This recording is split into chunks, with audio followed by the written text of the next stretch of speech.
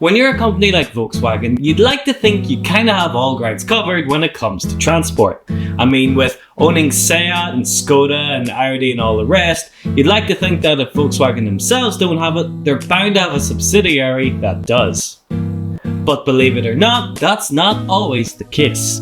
And in 1989, when the Hof decided enough was enough and single-handedly freed Berlin like the hero he is, Volkswagen found themselves needing a medium-sized pickup truck, with none under their own umbrella. So they decided to venture to the land of the rising sun, to our good friends Toyota. And that's right, this is the story of how you could buy a Toyota Hilux with a Volkswagen VIN number.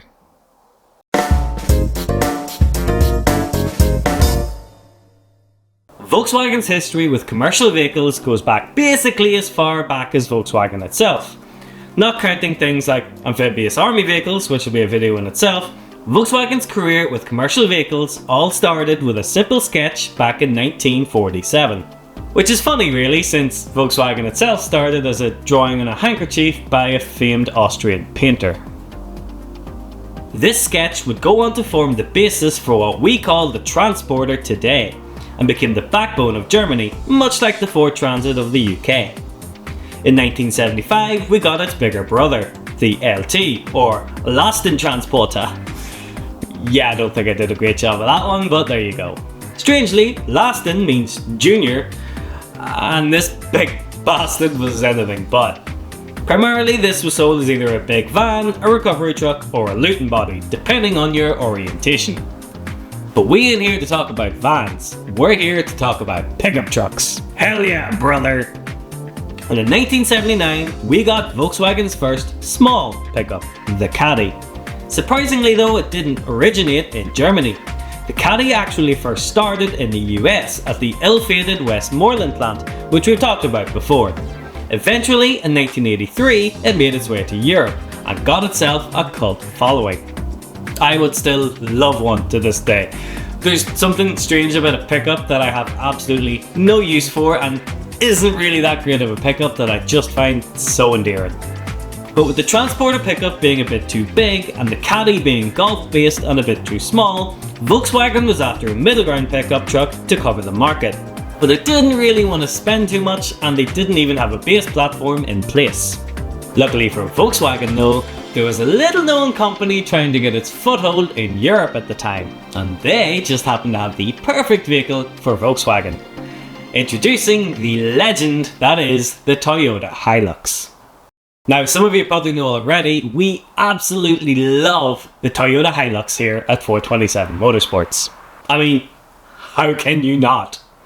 I don't think there's a single vehicle out there that is so unanimously agreed upon to be the most reliable thing ever built, with stories of adventures that a Land Rover could only dream it could make it home from. You've probably already seen Top Gear try to destroy one back in the early 2000s, and if you haven't, then you should. It is a dream of ours to have a Hilux Surf as a tow car, the Surf being the SUV variant of the Hilux.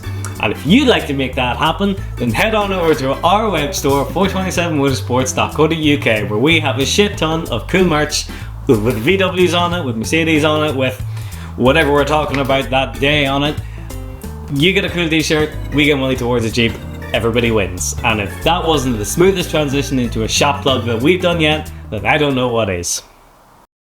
Introduced all the way back in 1968, Toyota's Hilux is, as we said, legendary. Short for highly luxurious, which may have been a stretch, the Hilux was made to be a smaller brother of the venerable Land Cruiser, for those who didn't need something as big or expensive, but every bit as dependable. You guys from the States are probably saying, Hilux? The fuck is a Hilux? Hilux is a Tacoma and a 4Runner, so the pickup version is a Tacoma and then the SUV version is the 4Runner. I think I've got that right. And then the 4Runner in Japan was called the Hilux Surf. We got it here in the UK and Ireland as the Hilux Surf. We got it as the 4Runner. Most of them are imports, so they're called Hilux Surfs over here, but Hilux Surf is cooler than 4Runner, I think. Whatever you want to call it, the Hilux has been a trusty steed across the world for nearly 60 years. The model we're most interested in though is the 5th generation, which is introduced in 1988. That's also the one that we want. And at this stage in the US it was just called the Toyota Pickup. riveting. And whilst they do look similar, I hate to break it to you, no, it's not the one from Back to the Future. Sorry.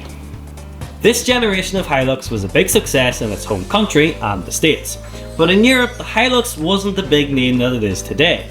You have to remember, while Toyota is a household gold standard name today, that wasn't always the case. They've always been known to be reliable, but that didn't always translate to the States. Europeans had many home market cars to choose from. Going Japanese wasn't always the given that it is today, which is funny as now we see the exact same thing happening with Korean brands as now they've become more and more popular. So Toyota needed a way to get their Hilux across European shores, and Volkswagen needed to get a mid-sized pickup truck in their range for not very much money. What perfect timing. And that is how you get something called badge engineering. Badge engineering is one of those things that you've either heard of before and can't unnotice, or you've never heard of it before and I'm about to ruin a lot of cars for you. Apologies. So there's a few interpretations of what badge engineering means, so I'm going to give you what my opinion of badge engineering is. Basically, badge engineering is two companies coming together with a mutual interest and building a car together. Personally, I don't really think of badge engineering as the likes of VW making something on the same platform and then selling it to all the different brands under their own umbrella.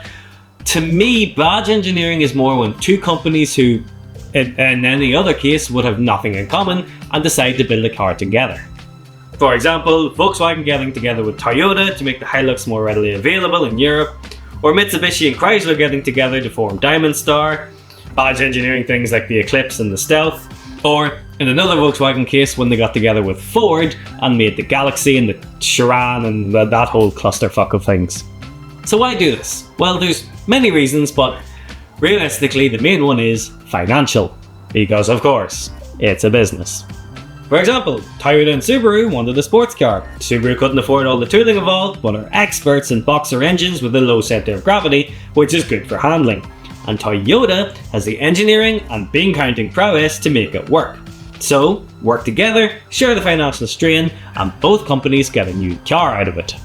And in our instance, you have one company looking to gain more popularity in a new market, and one company looking to fill a gap in their current product lineup. This is how you wind up with things like Honda rebadging a Land Rover and selling it in Japan. Yeah. And what did we get? The Volkswagen Taro, Volkswagen's own take on the Hilux. Introduced in 1989, a year after the 5th generation Hilux was put into production, we got the Volkswagen Taro. And it is, for all intents and purposes, a rebadged Hilux. Built under license at Volkswagen's commercial plant in Hanover rather than Wolfsburg, to start with they were all two-wheel drive and all fitted with Toyota's 2.4 diesel engine. Sales were okay, but nothing really to write home about. Eventually, around the mid-90s, they then decided to offer up a 4-wheel drive version which came with an extended cab. Interestingly though, these were built in Toyota's home of Japan and shipped over, rather than built by VW. Perhaps this was down to needing separate tooling, or because Volkswagen didn't want to put the man hours into learning new processes involved with making a 4-wheel drive pickup, who knows. They also went on to add petrol engines to the range, again though all Toyota variants. A bit of a wasted opportunity I would think. For the most part though, if you know your Hiluxes, then you know all there is to know about the Taro. Thankfully though, that does mean that the bulletproof Toyota reliability still stands. Unfortunately, if you came here looking to see Volkswagen's own take on Hilux, I'm sorry to say that's just not the case. They were literally a straight rebadge. They changed the grille, the badge on the steering wheel and nothing else. It would have been incredibly cool to see what could have become of the Taro if Volkswagen wanted to. I mean, a 1.9 TDI Taro actually would have been a remarkable improvement on the standard 2.4D. But I guess that's something that will have to live on as an idea, or something that we'll do ourselves when we eventually get a Hilux. The Taro lived on until 1997, but Volkswagen didn't give up on the idea of a mid-size pickup. They were just a bit too early to the scene. Because years later, in 2010, they rejoined the mid-size scene with their own creation, the Amarok. Well, it was their own for a while, because by the time the second generation came along, it was based on the Ford Ranger, but well. The Amarok has been infinitely more successful than the Taro. probably due to them almost being a status symbol now rather than a workhorse like they were in the 90s. Amaroks are now a common sight on the roads across Ireland, and ironically they're much more luxurious than the vehicle that was literally called the Hilux. While not that successful in its day, the Volkswagen Taro is just another interesting little footnote in the history of the wild and wonderful world that is Volkswagen, and still continues to surprise me to this day. So that's been the Volkswagen Taro. Back to more stupid Volkswagen videos, I guess. Thank you all so much to everybody who has tuned in over the holidays. Has been watching Connor's videos on the Citroens, because we've got a Citroen, because that's just who we are as people, I guess. Whatever, we'll do a full reveal video on that at some stage. But it means so much to us, to so many of you tuned in. We're really hoping to try and hit 10,000 subscribers this year, so we're well on our way already. So yeah, thank you so much if you watched this far.